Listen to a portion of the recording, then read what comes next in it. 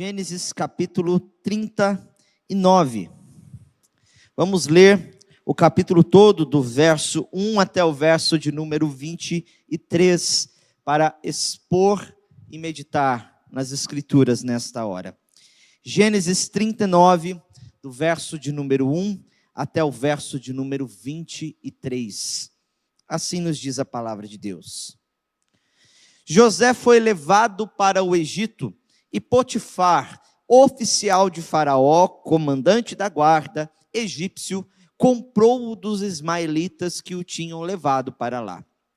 O Senhor estava com José, que veio a ser homem próspero, e estava na casa de seu dono egípcio. Potifar viu que o Senhor estava com José, e que tudo o que ele fazia, o Senhor prosperava em suas mãos. Assim José achou favor diante dos olhos de seu dono e o servia. Ele pôs José por mordomo de sua casa, lhe passou às mãos tudo o que tinha. E desde que Potifar o fez mordomo de sua casa e encarregado de tudo o que tinha, o Senhor abençoou a casa do egípcio por causa de José. A bênção do Senhor estava sobre tudo o que tinha, tanto em casa como no campo. Potifar confiou tudo o que tinha às mãos de José, de maneira que não se preocupava com nada a não ser com o pão que comia. José tinha um belo porte e boa aparência. Assim, depois de algum tempo, a mulher de Potifar pôs os olhos em José e lhe disse: venha para a cama comigo. Ele, porém, recusou e disse à mulher do seu dono: escute, o meu senhor não se preocupa com nada do que existe nessa casa, porque eu estou aqui. Tudo o que tem, ele passou às minhas mãos. Não há ninguém nesta casa que esteja acima de mim. Ele não me vedou nada a não ser a senhora, porque é mulher dele. Como, pois, cometeria eu tamanha maldade e pecaria contra Deus? Ela falava com José todos os dias, mas ele não lhe dava ouvidos, recusando-se a ir para a cama com ela e a ficar perto dela. Aconteceu, porém, que certo dia José entrou na casa para fazer o seu serviço, e ninguém dos de casa se achava presente. Então ela o pegou pela roupa e lhe disse: venha para a cama comigo. Ele, porém, deixando a roupa nas mãos dela, saiu fugindo para fora. Quando notou que José tinha fugido para fora, mas havia deixado a roupa nas mãos dela, chamou pelos homens de sua casa e lhes disse: vejam, meu marido nos trouxe este hebreu para nos humilhar. Ele entrou no meu quarto, querendo me levar para a cama, mas eu gritei bem alto. Quando ele ouviu que eu levantava a voz e gritava, deixou a roupa ao meu lado e saiu fugindo para fora. Ela conservou junto de si a roupa de José, até que o dono dele voltasse para casa. Então lhe falou segundo as mesmas palavras e disse: o escravo hebreu que você nos trouxe, entrou no meu quarto para me humilhar. Mas quando levantei a voz e gritei, ele deixou a roupa ao meu lado e fugiu para fora.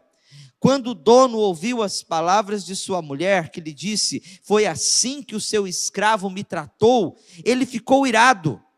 E o dono de José o tomou e o lançou na prisão, no lugar onde os presos do rei estavam encarcerados. Ali ficou José na prisão. O Senhor, porém, estava com José, foi bondoso com ele e fez com que encontrasse favor aos olhos do carcereiro. Este confiou às mãos de José todos os presos que estavam no cárcere, e José fazia tudo o que se devia fazer ali. O carcereiro não se preocupava com nada do que tinha sido entregue às mãos de José, porque o Senhor estava com ele e tudo o que ele fazia, o Senhor prosperava. Oremos esse instante, irmãos. Obrigado pela tua palavra, Senhor, por este relato tão maravilhoso da tua palavra, da história do teu povo, ó Deus, que conta também a nossa história de uma certa forma, ó Deus. Queremos lhe pedir que o Senhor ilumine o nosso entendimento e fale ao nosso coração, porque carecemos da tua graça e da tua misericórdia. Sem ti, nós nada podemos fazer. Nos ajuda, Senhor. Assim nós te pedimos em nome do teu Filho Jesus. Amém. Irmãos, no dia de ontem, nós tivemos aqui uma programação com os jovens da nossa igreja, no qual nós assistimos um filme chamado O Silêncio, do diretor Martin Scorsese, né? Um diretor muito conhecido aí pelas cenas vívidas com que ele trabalha, cenas históricas, contextos, histórias. E a história deste filme é uma história sobre a perseguição aos cristãos que aconteceu no século XVII, por meio ali dos japoneses, daqueles samurais, daquele antigo sistema feudal que existia no século XVII. Conta-se pela história que, por volta do ano de 1549 até o meados do século XVII, certo? Mais de 200 mil cristãos perderam a sua vida naquele lugar. Portugal chegou ali naquela terra e espalhou o cristianismo naquele lugar, naquele período. Porém, houve um grande crescimento desses cristãos, um grande desenvolvimento da fé cristã no Japão naqueles dias. Porém, por causa do medo com que os imperadores e os governantes de cada feudo, de cada aldeia tinham, certo? Eles começaram uma intensa perseguição contra esses cristãos. E o filme conta essa história. Conta essa história de 3 padres que foram até aquele lugar, de 2 padres que foram até aquele lugar, procurando saber de um terceiro padre que parecia ter apostatado da fé. E temas muito pertinentes a esta questão do sofrimento, da apostasia, e especialmente o silêncio de Deus diante das perseguições, diante da morte, diante das tentações. Fez com que os padres entrassem em verdadeira crise de fé, a ponto de alguns deles apostatarem da fé. E muito disso traz no filme essa tensão. Deus realmente está com o seu povo? Deus está em todo o povo com as circunstâncias? Se Deus está conosco, por que passamos por provações e tentações nessa vida? Por que passamos por momentos de dificuldade?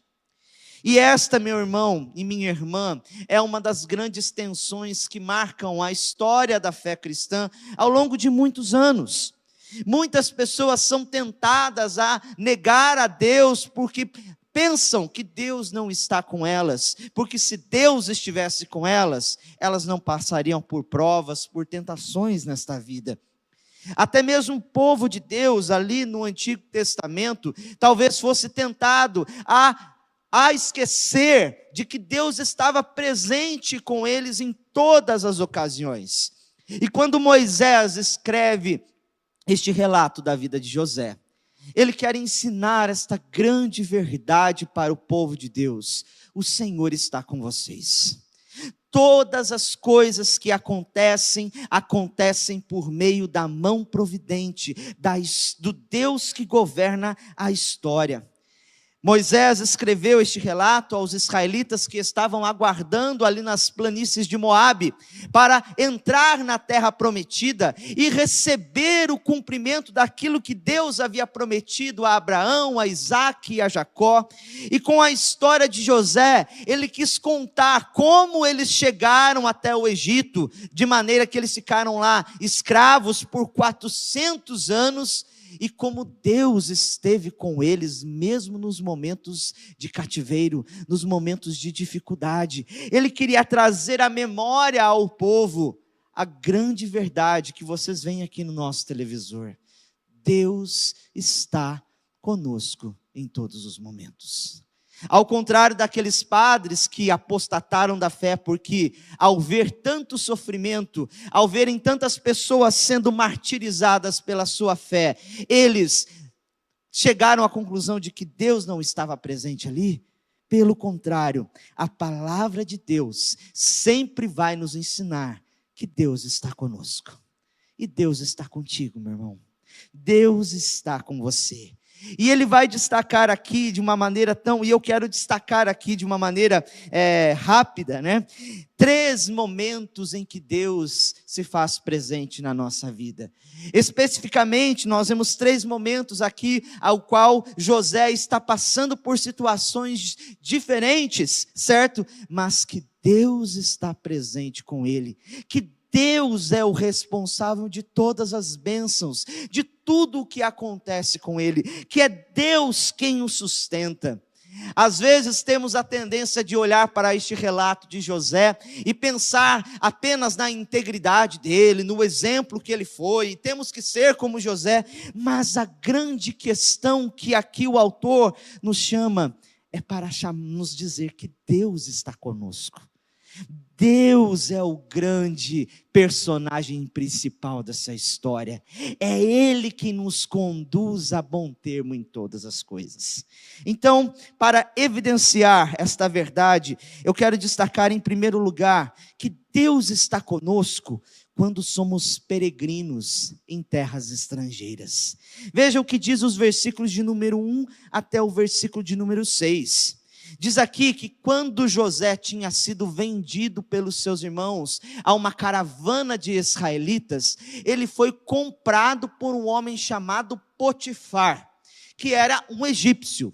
E o Egito, certamente, não fazia parte daqueles povos que amavam a Deus, adoravam a Deus, ou por meio de quem viriam as bênçãos e as promessas de Deus para o povo. Mas era um povo gentio, um povo pagão, um povo que não se importava com o Yahvé, com o Senhor, que não tinha a revelação de Deus, assim como Jacó, Isaac e Abraão tiveram. Certo? E então os irmãos de José, por um ato de ciúmes, de maldade, de inveja, o venderam para aquela caravana de ismaelitas que negociou José ali a Potifar.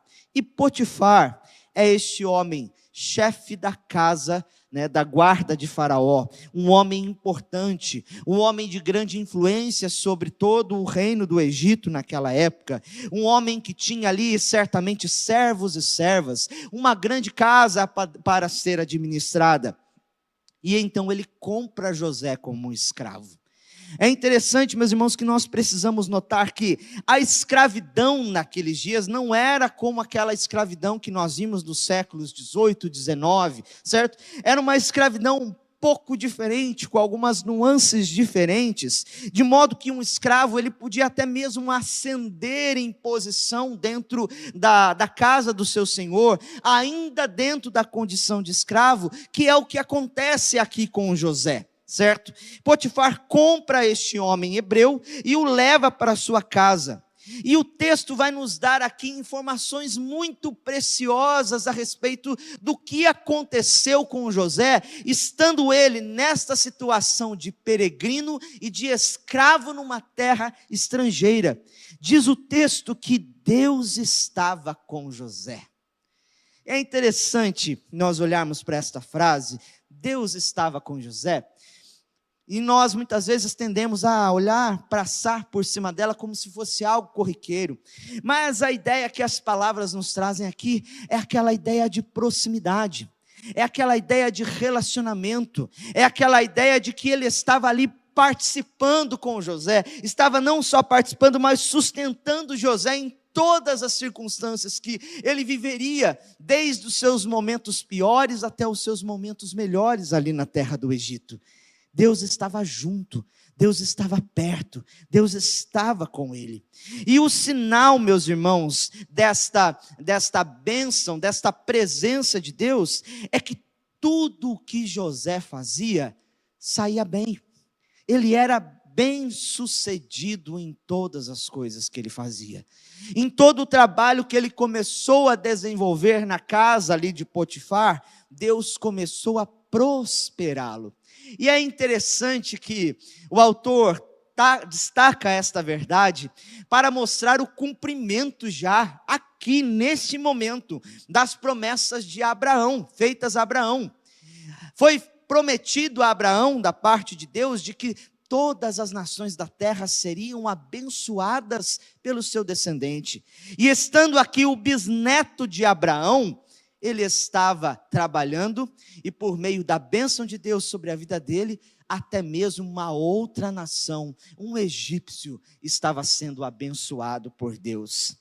E José, aqui, de modo semelhante a nós, que somos peregrinos, muitas vezes, em um mundo longe da nossa pátria celestial, ele trabalhava, certo? Mas o que destacava, o que o diferenciava, era que o Senhor estava com ele, era que o Senhor prosperava tudo o que ele tinha, que a bênção do Senhor estava sobre tudo o que ele tinha, tanto em casa quanto no campo, como vai dizer aqui o versículo de número 5.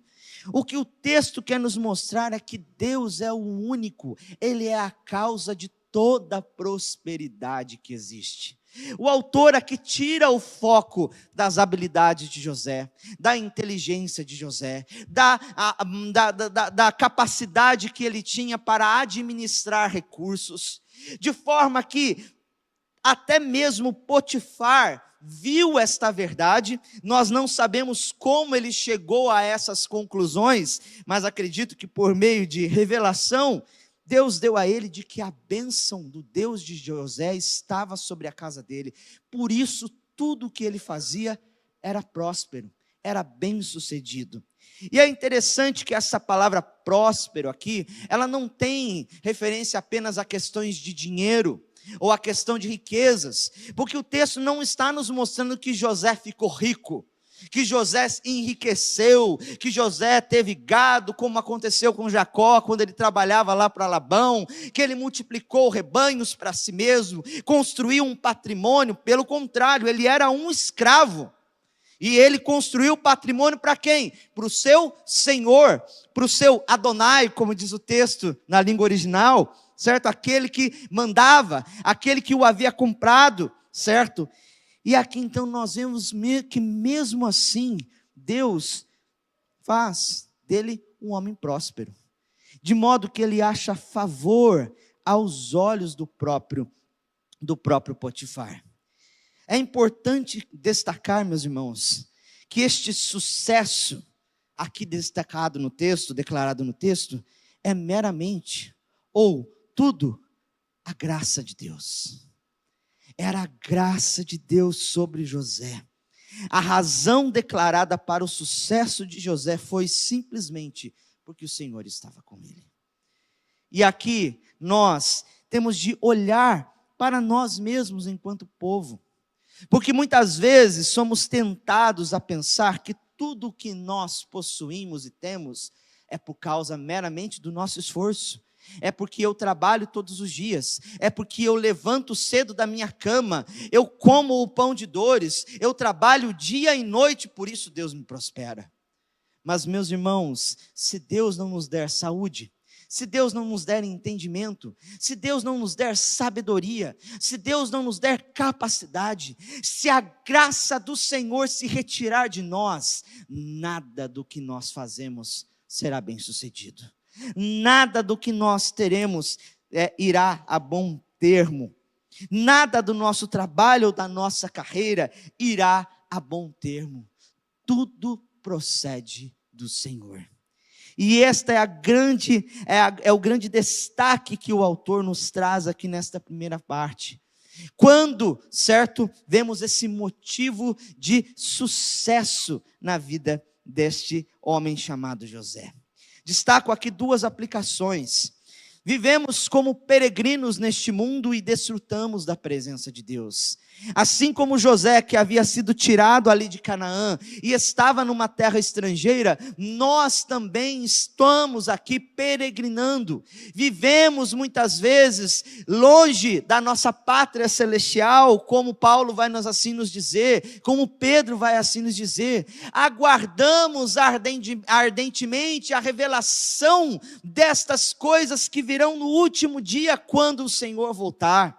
Até lá, estamos peregrinando, vivendo neste mundo de uma maneira a trabalhar, a nos esforçar, mas temos a certeza de que a bênção do Senhor está conosco, que o Deus está conosco, porque o próprio Jesus Cristo foi quem disse: eis que estou convosco todos os dias, até a consumação dos séculos. O segundo lugar, como eu já disse aqui, o motivo do seu sucesso é a graça do Senhor. Eu quero que você coloque isso na tua cabeça, porque muitas vezes nós somos tão egocêntricos, que não conseguimos lembrar de Deus naquilo que acontece de bom conosco. Muitas vezes olhamos para o tanto de estudo que nós fizemos. Eu estudei 5 anos no seminário, eu fiz isso, eu me preparei, eu estou fazendo tudo, eu ralei a minha vida toda, e quem me trouxe aqui foi o meu braço, o meu intelecto, as minhas mãos, a minha disposição. Quando vamos em formaturas, muitas vezes das pessoas, todo mundo louva o quê? A gente mesmo. Porque somos nós que fizemos, somos nós que falamos, não existe turma melhor do que a nossa. Meus irmãos, isso é orgulho, isso é vaidade. Enquanto cristãos, nós temos de nos humilhar e entender: o motivo do meu sucesso é a graça do Senhor. É a graça e a misericórdia de Deus na nossa vida. Eu gosto muito de uma anedota, não sei, né, uma palavra de Lutero, certo? Quando ele diz assim, quando eles tentavam louvar Lutero pelas suas palavras, pela maneira como ele pregava, ou então pela reforma protestante que ele iniciou de uma maneira despretensiosa ali em 1517, no dia 31 de outubro, fazendo aí 508 anos deste movimento. As pessoas o louvavam e ele simplesmente diz: não sou eu quem fiz essas coisas, mas a palavra do Senhor. É a palavra do Senhor. Muitas vezes nós precisamos disso, entender que a graça é o motivo de tudo aquilo que acontece na nossa vida, de todo o sucesso que você tem, de todos os estudos que você tem, de tudo aquilo que você conquistou na sua vida, de todo o seu trabalho árduo. A graça do Senhor é o motivo deste sucesso. José se ergue de uma sucessão maior e injusta de quedas para vantagens supremas, como nós vamos ver aqui, né, no decorrer do relato, da graça, em virtude do quê? Da graça soberana de Deus que supera as suas desventuras nas mãos de seres humanos. Os homens muitas vezes tentaram mal contra ele, quanto ele mesmo vai dizer: mas o Senhor transformou o mal em bem. É a graça do Senhor, meus irmãos, que nos sustenta. E em terceiro lugar, eu quero destacar aqui que o nosso serviço a Deus abençoa e prospera os outros, mesmo os incrédulos. Hoje nós temos aquela visão: você vai trabalhar para fulano, você vai enriquecer fulano, você vai viver daquele jeito, que é isso? Né? Muitas vezes há uma revolta no nosso coração, aquela rebeldia dentro do nosso coração, mas o nosso trabalho abençoa os outros, irmãos. A bênção de Deus, né, por meio da nossa capacidade, da nossa inteligência, da graça do Senhor em nós, também se estende a outras pessoas. O Senhor abençoa tanto aqueles que são bons, quanto aqueles que são maus, como a palavra de Deus assim vai nos dizer. Por isso temos a certeza de que Deus está conosco em todos os momentos. Em segundo lugar, eu gostaria de destacar aqui, meus irmãos, que Deus está conosco também quando somos tentados a pecar. Depois desta introdução que mostra a prosperidade, o sucesso de José, mesmo quando em um estado de escravidão, nós vemos que algo aconteceu aqui e que vai levar a uma sucessão de sofrimento na vida daquele irmão. Decorrido algum tempo, como os versículos de número 6 até o versículo número 20 vai dizer, acontece que a mulher de Potifar, uma mulher de quem nós não sabemos o nome, uma mulher que o escritor aqui não quis eternizar pelo nome dela, certo? Ela simplesmente põe os olhos em Jacó e deseja, José, porque como diz o versículo 6, ele era de porte belo, né? Ele era de boa aparência. E aqui, meus irmãos, é um dos únicos versículos da Bíblia que vai mostrar, louvando a aparência de um homem mesmo, dizendo que ele era um homem bonito, ele era um homem forte, aparente, entendeu? Que chamava a atenção pela sua beleza, pelo seu porte físico. E a mulher, vendo tudo isso, toda a prosperidade da sua casa, o marido dela, né, se despreocupando com tudo da casa, ó, tá tudo nas mãos de José aqui, ó, eu vou fazer o meu serviço lá no palácio de Faraó, e qualquer coisa, fala com José. Ela, olhando para José, ela põe os olhos nele, e é interessante essa expressão, pôs os olhos em José.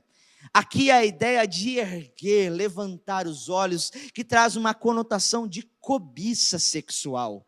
É algo que ela realmente desejou no seu coração. E aqui então ela faz uma proposta indecente para José. Pense você, um homem distinto, bonito, um homem bem-sucedido, que tem uma autoridade dentro da casa dela, debaixo do dono da casa, ele é o segundo. Todas as coisas estão nas mãos dele. Ela faz a proposta indecente: deite-se comigo, venha ter relações comigo. Uma palavra que é usada aqui mesmo para poder fazer uma proposta de casamento, para você ter uma ideia a uma pessoa. Tamanha era a cobiça, tamanha era a lascívia desta mulher, tamanha era o desejo dela de possuir aquele homem, porque cobiçou, colocou os olhos nela. Veja que essa relação com os olhos, com a cobiça, ela já é antiga. Desde o jardim do Éden nós vemos isso. Eva viu que o fruto era bom para se comer e dar entendimento. Aquela cobiça desenfreada do coração estava arrastando aquela mulher, como nós lemos ali no texto de Tiago. Ela estava sendo conduzida por aquilo. Mas José aqui demonstra, meus irmãos, uma postura de completo temor e integridade a Deus. Um contraste com a postura daquela mulher e um contraste também com a postura do seu irmão Judá, lá no capítulo 38, que desejou uma mulher que que era a esposa do seu próprio filho, certo?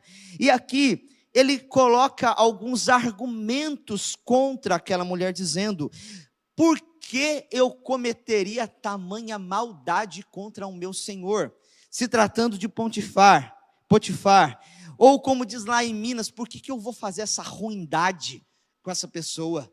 Por que eu vou ser ruim desse jeito, fazer tamanha maldade contra ele? Ele me colocou aqui como segundo na sua casa, eu tenho direito a tudo aqui, eu mando em tudo aqui. A única coisa que ele me vedou é a senhora, porque a senhora é esposa dele.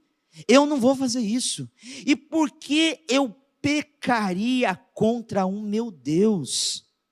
José presume que ela, não conhecia Deus, não conhecia o seu mesmo Deus, e ele entendia que tudo aquilo que ele poderia fazer com ela, nesse ato libidinoso, era pecado contra Deus.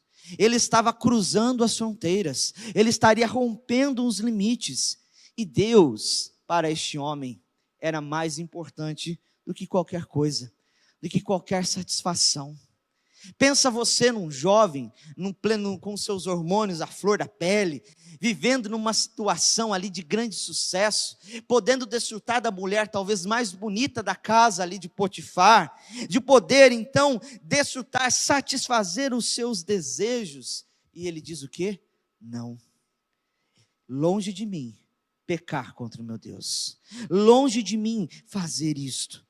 No entanto, meus irmãos, essa mulher, ela correu atrás desse José o tempo todo, ela insistia com ele. A ideia é que as palavras que o texto vai usar aqui, que dia após dia, dia a dia, ela insistia e insistia, tentando procurá-lo, tentando correr atrás dele, e ele sempre, fugindo dela, para que não cedesse a essa tentação. Era a mesma coisa, por exemplo, que a mesma tática seria empregada anos depois por Dalila para conquistar Sansão. Atrás dele, até que ele cede e cai. José aqui demonstra tamanha piedade, tamanha integridade, tamanho temor a Deus. E meus irmãos, quando uma pessoa cobiça algo, ela vai fazer de tudo para obter aquilo que ela tem. A cobiça dela vai o arrastar, e quando ela não consegue o que quer, sendo ela uma pessoa não temente a Deus, ela então vai partir para situações terríveis. E foi o que aconteceu aqui, como o texto nos diz. De modo que, se numa circunstância em que José foi fazer os seus trabalhos, foi fazer os seus serviços na casa de Potifar, ela viu que ele estava sozinho e ela agarrou ele. Às vezes é até curioso isso, uma mulher chegar com tudo para cima do homem e agarrá-lo, né? De modo que queria forçá-lo ali mesmo a ter relações, arrastá-lo para a cama. Esse é o único episódio na Bíblia que nós vemos esse tipo de coisa acontecendo. E José, ele se afastou dela, se desvencilhou dela, a ponto de tirar, de ficar nu, com apenas o manto que cobria o seu corpo, nas mãos dela. E vendo ela que ela não conseguiu atiçar, fazer com que o seu propósito fosse levado a sucesso ali, ela então faz um escarcéu, ela começa a gritar, ela começa a se fazer de vítima, dizendo: eu fui atacada, este hebreu, este escravo, que o meu marido trouxe para dentro de casa, está nos humilhando, olha só o que ele fez, e saiu gritando pela casa, chamando os servos que estavam lá fora para ouvir o que ela tinha dito. E ela disse essas palavras: este hebreu trouxe humilhação para nossa casa, porque ele tentou se deitar comigo quando viu que estava sozinha no meu quarto. Ele me chamou e fez propôs coisas indecentes para mim. E ela contou isso aos servos para dar ali um testemunho, e depois ela aguardou a chegada do seu marido para fazer a mesma coisa. E ela conta com as mesmas palavras, com certo aqui algumas omissões a Potifar, dizendo: o escravo hebreu que você trouxe aqui, trouxe humilhação para a nossa vida. E meus irmãos, a reação de Potifar aqui é interessante, diz que ele ficou irado com isso. Não sabemos, é um pouco ambíguo esse termo, porque se ele ficou irado com ela, se ele ficou irado com ele, nós não sabemos, mas o que nos mostra é a ação posterior ao que ele fez, às palavras dela. Ele lançou José na prisão. No entanto, se nós olharmos para as leis egípcias daquela época, uma pessoa acusada de assédio sexual, ela não iria para a cadeia, ela teria a pena capital, ele morreria. Por isso que nós temos essa ideia um pouco ambígua, porque ele ficou irado, talvez porque José era o preferido dele, a pessoa que ele mais confiava na sua casa, e ele talvez não confiasse tanto na palavra da sua mulher, porque ele via de alguma maneira, talvez a integridade daquele homem, que ele fez o seguinte: ele colocou ele na cadeia, junto com os presos do rei, numa cela que não era aquela cela tão precária, talvez, como os outros prisioneiros poderiam receber. Talvez é aquela semelhança: eu tenho ensino superior, eu vou para uma cela separada, eu tenho alguns privilégios, eu tenho alguma coisa assim, certo? E ele estava lá, foi colocado lá simplesmente pela lascívia e pela ira daquela mulher que estava desejando. Com isso, meus irmãos, eu destaco mais duas aplicações para nós. Enquanto a cobiça governar o nosso coração, ela não descansará até conseguir o que deseja. Irmãos, eu quero chamar sua atenção aqui agora, prestem atenção. Não levem de qualquer maneira os teus desejos cobiçosos. Todo pecado nasce aqui no coração de um desejo que nós possuímos, de fantasias sexuais que nós muitas vezes guardamos. Talvez você seja daquela pessoa que não consome pornografia, que se evita todas essas coisas, mas fica alimentando no seu próprio coração fantasias sexuais com a mulher de outro, com outra pessoa. Aquilo, meus irmãos, se transforma em algo muito mais poderoso que pode te conduzir ao adultério. Por isso Jesus vai dizer: aquele que cobiçar olhar para a mulher do seu próximo, pensar, desejar ela de um modo lascivo, já cometeu adultério com ela, porque é a cobiça que nos arrasta, meus irmãos. A cobiça, ela precisa ser arrancada de uma vez. Nós precisamos cortar pensamentos na nossa mente, que são aquilo que nós chamamos de pensamentos intrusivos, pensamentos que não estão de acordo com a palavra. Não alimente este lobo que está dentro do coração. Eu falo especialmente aos homens: não alimente a cobiça sexual. Falo às mulheres: não alimente o desejo sexual, não fique olhando para o outro de uma maneira a desejar aquilo que você não tem, pois aquilo traz desgraça para a sua vida. Como diz Tiago, no capítulo 1, né? Porque, né, ao contrário, cada um é tentado pela sua própria cobiça, quando esta o atrai e o seduz. Então a cobiça, depois de haver concebido, dá à luz o pecado, e o pecado, uma vez consumado, gera morte. Tiago faz um paralelo aqui com a gestação. Da mesma maneira que quando, né, há a concepção ali, existe um bebê que está nascendo dentro do ventre, da mesma maneira, se a gente gera a cobiça no nosso coração, ela vai nascer e vai dar à luz ao pecado. Esta é a analogia que ele destaca. Em segundo lugar, nossa integridade está alicerçada no temor a Deus. Como nós podemos fugir das tentações? Nós não podemos dizer que Deus nos tenta, porque Deus não tenta ninguém, como nós lemos. Mas nós podemos temer a Deus, irmãos. Quando nós amarmos mais a Deus do que aos nossos pecados, nós conseguiremos fugir das tentações sexuais.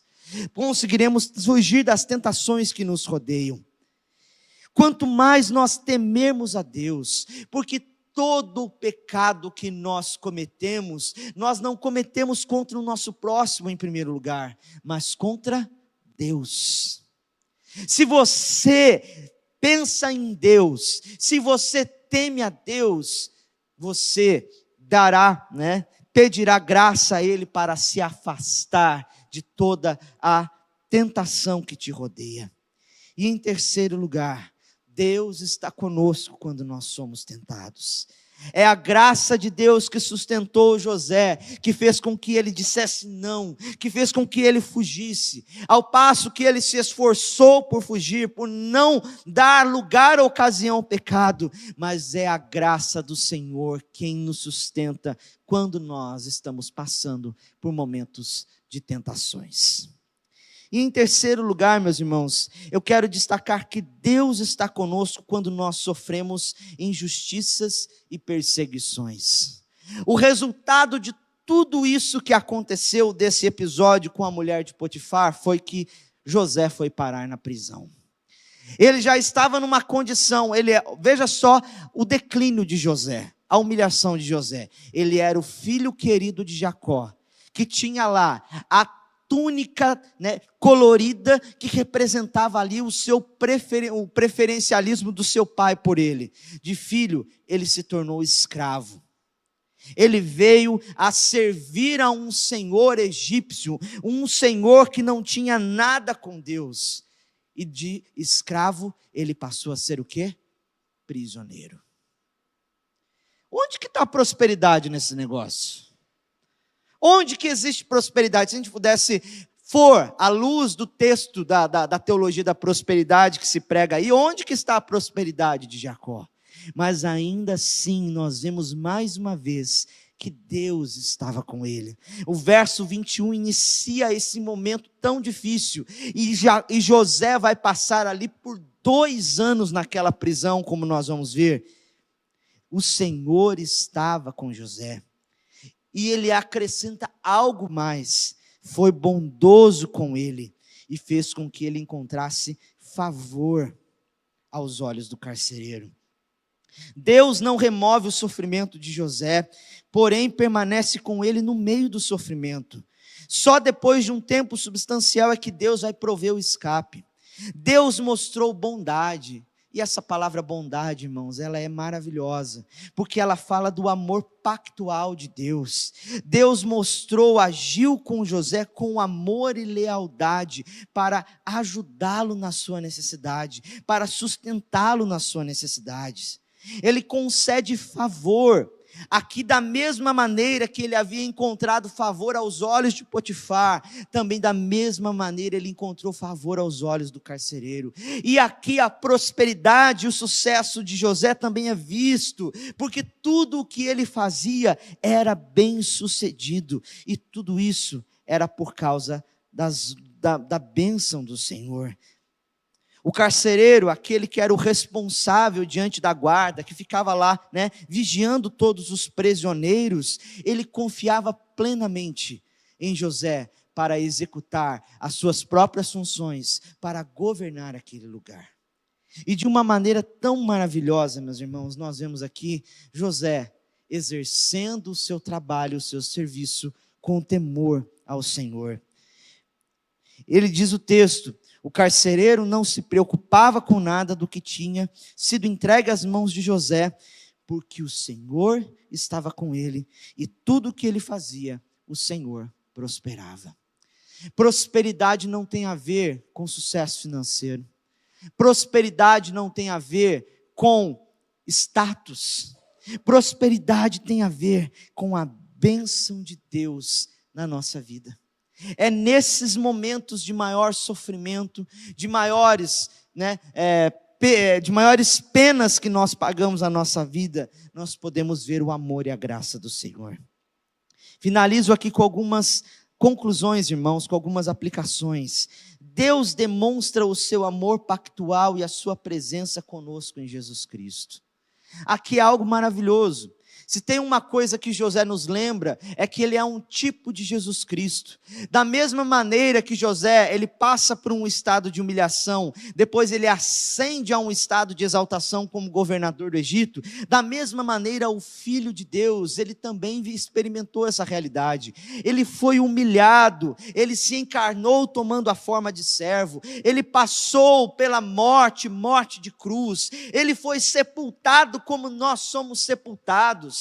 Porém, no terceiro dia, ao ressurgir, ele foi exaltado ao Pai, com um corpo glorificado, de onde ele governa todo o cosmos, tudo o que existe.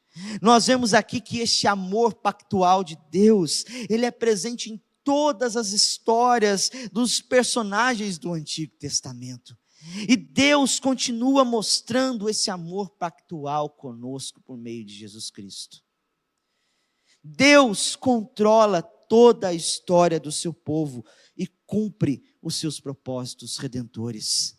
Aqui nós vemos o Deus da aliança, que diferente daquele filme que nós assistimos, não está em silêncio. Ele está realmente demonstrando a sua presença conosco, por meio de Jesus, por meio do Espírito que em nós habita. Amém?